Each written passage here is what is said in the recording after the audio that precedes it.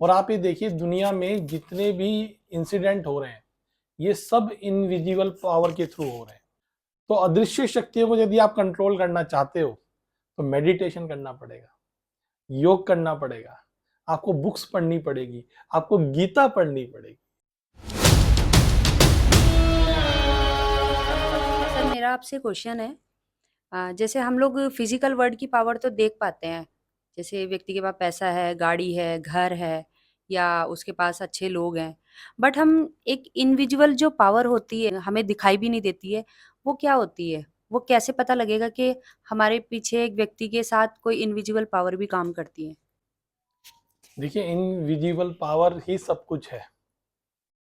जो आपके विचार हैं वो किसी को दिखाई नहीं देते हैं, लेकिन जो आपके पास गाड़ी है, बंगला है, पैसा है, वो सब उसी से आया है।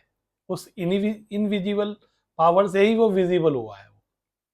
और आप ये देखिए दुनिया में जितने भी इंसिडेंट हो रहे हैं ये सब इनविजिबल पावर के थ्रू हो रहे हैं। जैसे कि चाहे आप भाग्य माने किसी चीज को, चाहे आप प्रारब्ध माने, वो सब इनविजिबल पावर के कारण हो रहे हैं। क्योंकि उनके पास एक कम्युनिकेशन है, अपना एक सिस्टम है उनका। उनका एक अपने ही प्राकृतिक नियम है, जैसे कि क्वांटम थ्योरी।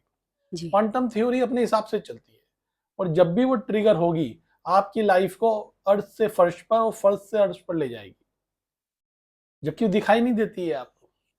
जैसे अभी मैं बोल रहा हूँ, मेरे वर्ड्स बीच में आपको लिखे हुए थोड़ी दिखाई दे रहे हैं, लेकिन आप सुन पा रहे हो ना। बिल्कुल।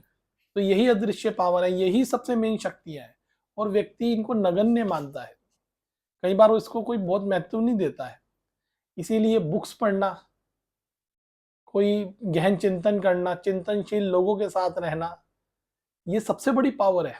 इन्हीं इन्हीं लोगों को थिंक टैंक बोलते हैं। कई बार बड़ी बड़ी कंपनियों के अंदर थिंक टैंक रखे जाते हैं, जो सोचने का काम करते हैं कि कैसे प्रोजेक्ट बनेगा, कैसे चलेगा। क्योंकि आप वर्कर कितने भी रख सकते हो, लेकिन अच्छा थिंकर बनना बहुत मुश्किल काम है। तो इसीलिए हमेशा ये ध्यान रखें कि आप जो लोग बुक ज्यादा पढ़ते हैं, जो लोग अट्रैक्शन लॉ पे काम करते हैं, जो लोग ग्रेटिट्यूड पर काम करते हैं, वो अपने माइंड की फ्रिक्वेंसी चेंज कर लेते हैं। और आप देखिए जो विचार हैं आपके, विचार एक फ्रिक्वेंसी से बने, मैग्नेटिक फ्रिक्वेंसी होती है वो। जी। और जब वो क्रिएट होते हैं तो जो भी आपके अंदर इनपुट गया है आज तक का, वो सब इनपुट ही आपस में कम्युनिकेशन करके एक विचार उत्पन्न करता है। और जो विचार उत्पन्न होते हैं वो बिलीफ सिस्टम से उत्पन्न होते हैं। बिलीफ सिस्टम भी अदृश्य है। परसेप्शन बनता है उससे, परसेप्शन भी इनविजिबल है। हम्म। और परसेप्शन से ही विचार बनता है। और हम तो एकदम बोल देते हैं व्यक्ति को कि ये बड़ा बेकार व्यक्ति है, ये बड़ा अच्छा व्यक्ति है, लेकिन वो सब आ कहां से रहा है? उसका रॉ मटेरियल क्या है? रॉ मटेरियल सब अदृश्य है।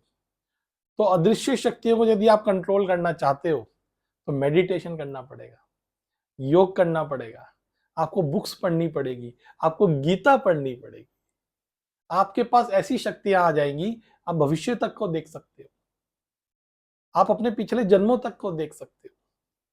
लेकिन उसके लिए साधना करनी पड़ती है, उन अदृश्य शक्तियों को कंट्रोल करने के लिए, उन्हें समझने के लिए। वरना बस जो आपको दिख रहा है उतना ही वर्ड समझ में आएगा। हम्म।